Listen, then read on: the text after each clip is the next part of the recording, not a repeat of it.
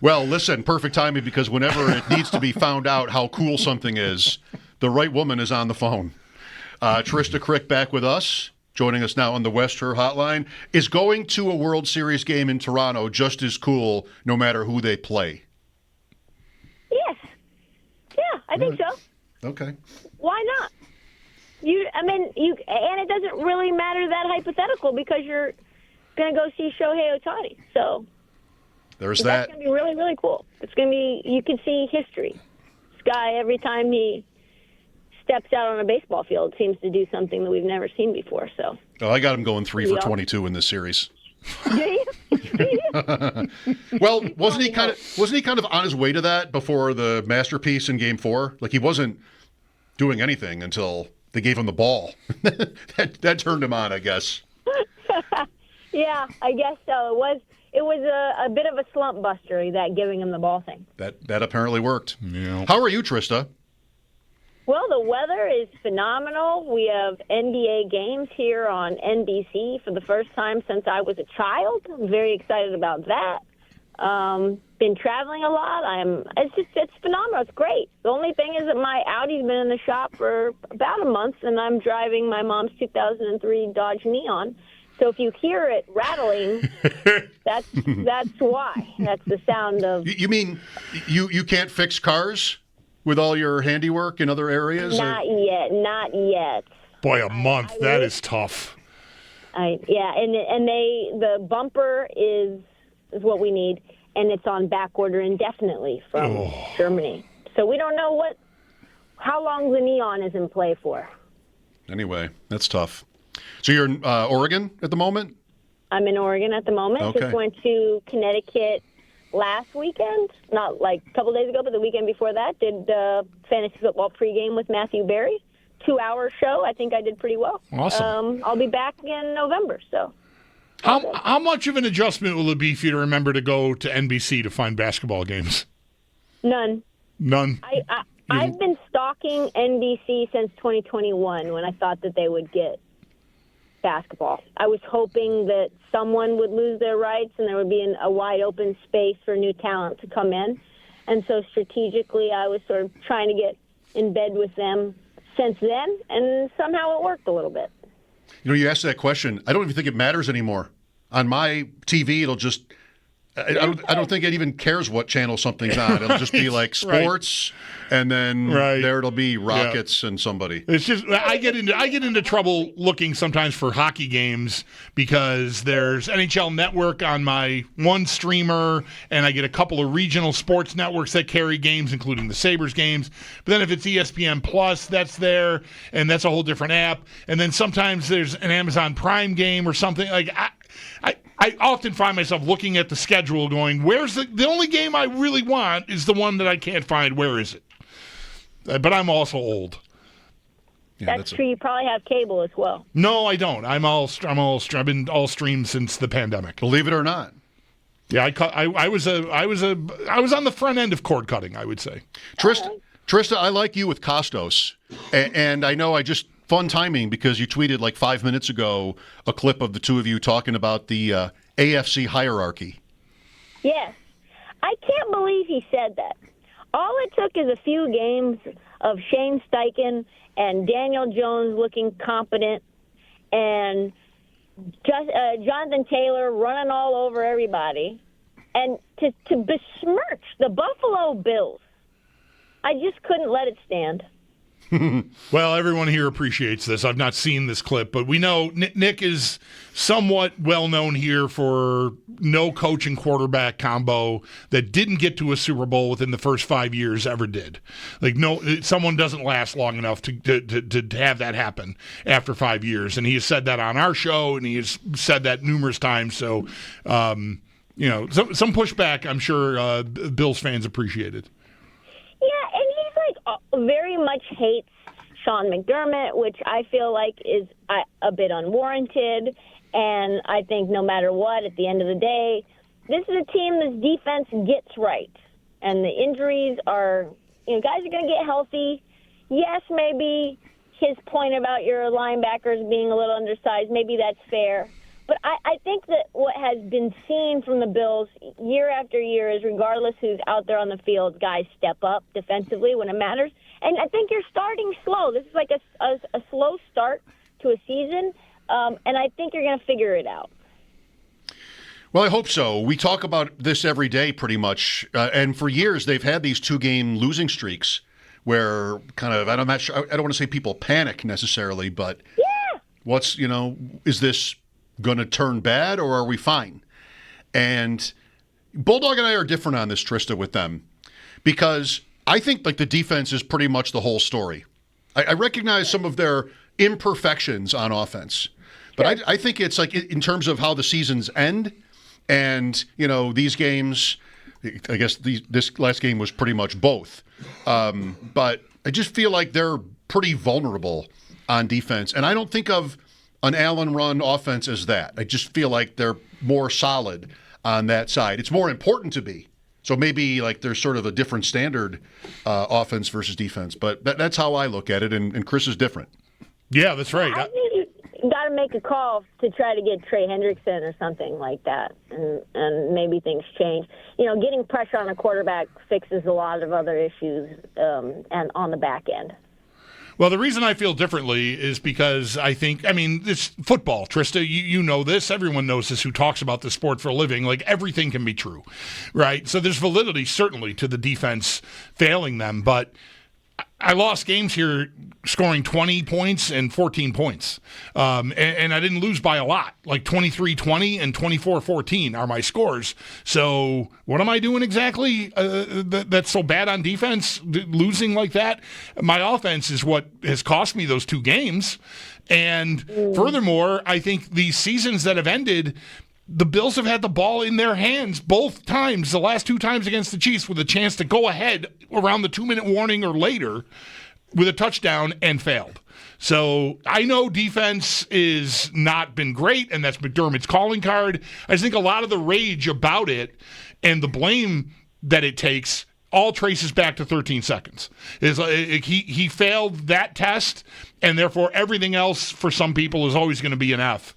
And I don't know. I've got the ball with a minute and a half and a chance to beat Mahomes, and my guys got the ball. I'm expecting to win. Yeah, and that 13 seconds game, that was just really a coin flip. You just lost the coin flip. So, well, careful with that. Do we need? I don't know if anyone in our audience needs to hear us relitigate all that. They're 99%. There's a kickoff that doesn't run any time off the clock, and really. Okay. All right, let's just stop. Yeah, they totally blew that game, 100%. Right. With Trysta Krick. Okay, so opening night, 2 games, Houston at Oklahoma City. How good can the defending champs be? Oh, they could probably win 68 games this year. I wouldn't be surprised if they start flirting with, the record. That this is a team that I think top to bottom is really, really talented. The only thing that I think will maybe not hamper them to start the year is that Jalen Williams, who has been awesome and kind of been like the key number 2, even though a lot of people think that Chet's the number 2, he's out with he had wrist surgery in the offseason, so it's going to take him a little bit to get back into being able to play games. So I think that will bother them a little bit, and he's so versatile. He played center to start the year last year when Isaiah Hartenstein and Chet were both out with injury, and so you lose a guy that can do everything for you. But, yeah, this team with all of the depth that they have, with a coaching Mark Dagno and Shea Gilgeous-Alexander, I think can still elevate to a new level. This is a team that should be favored to win the title for a reason. Although I still think that they're vulnerable to a couple of teams in the West. All right. How much of a step would you expect Chet Holmgren to take this year? I could not take my eyes off him during their run last year. And I just felt like defensively, he's just so tenacious. And I feel like with his body and his style on offense, like that there's more to come there on offense, I think. Yeah, I think, and the thing that you want from him is consistency. And what we saw with him is sometimes he can disappear for long stretches of time, and sometimes he's an absolute wrecking ball and a force on both sides of the floor.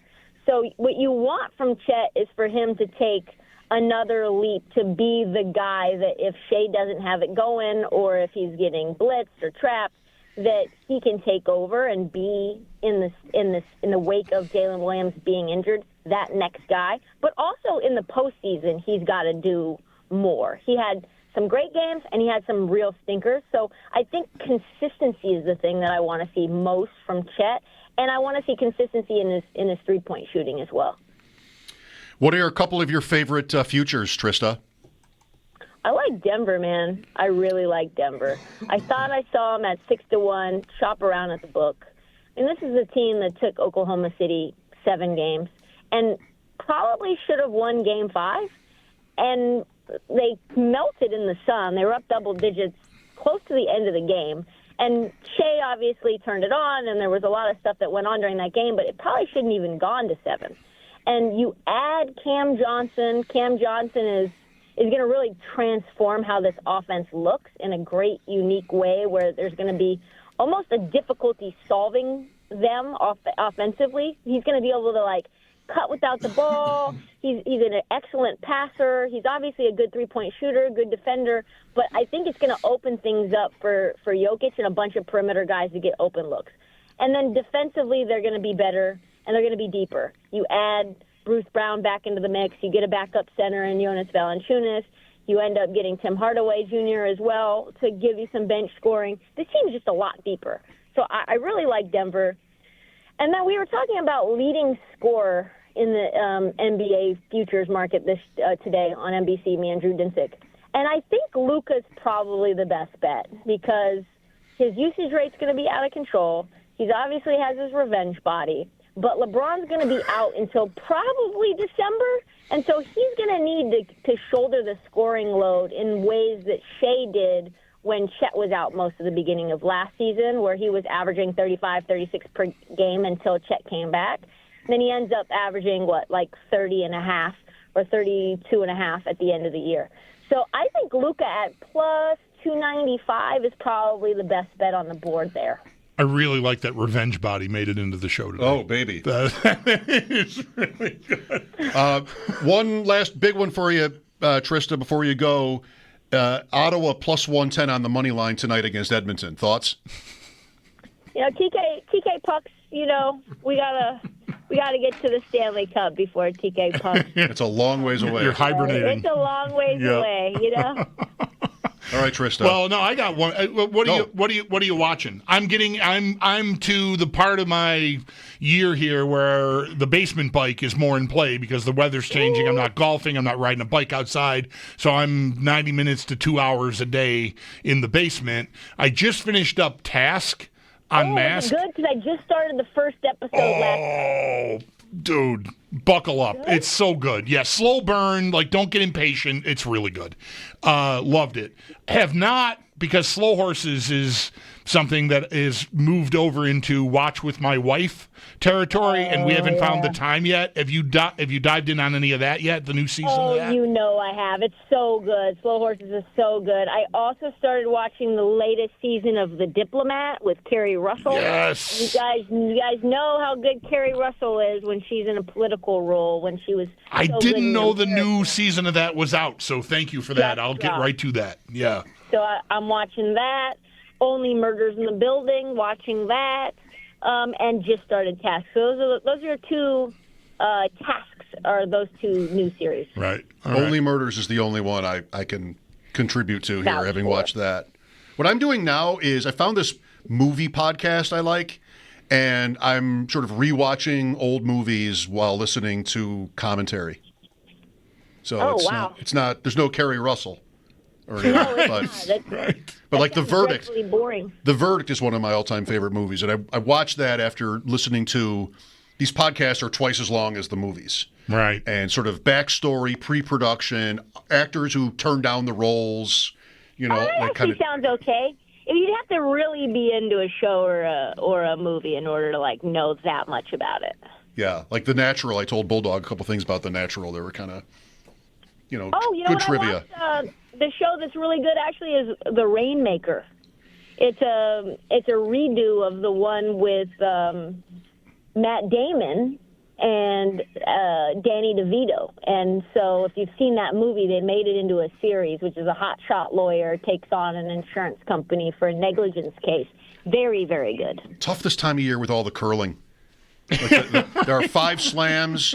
Coming up in Halifax is the Olympic trials. That's going to be huge. And these are like 4, 5, 6-day events. So that's a 6, lot. 7-day events, I should say. All right, Trysta. Well, always a pleasure to reconnect with you. Always. I'll talk to you guys soon. And also take Houston plus 6.5 tonight. We're on the Rockets as a team. There it is. Thanks, Trysta. New season in the NBA. That's a 7:40 game. So you have an hour and change to get that bet in on Houston. Is Durant on Houston now? Yes. He's got a list going of teams. Yeah.